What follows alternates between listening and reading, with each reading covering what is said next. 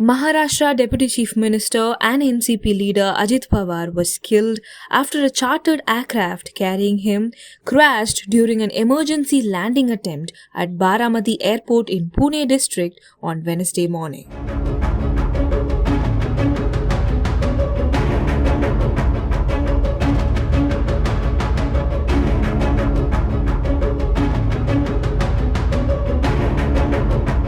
The Directorate General of Civil Aviation confirmed that all 5 people on board the Mumbai-Baramati charter plane died in the crash with no survivors. Ajit Pawar was travelling with 2 security personnel, his personal security officer and an attendant, along with 2 crew members including the 2 pilot and the first officer.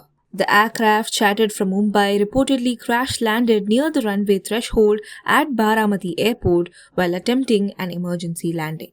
Officials said the impact triggered a massive fire, reducing the entire aircraft to ashes. Visuals from the side showed charred bodies, shattered wreckage, debris scattered across the runway area, and thick smoke rising from the crash site.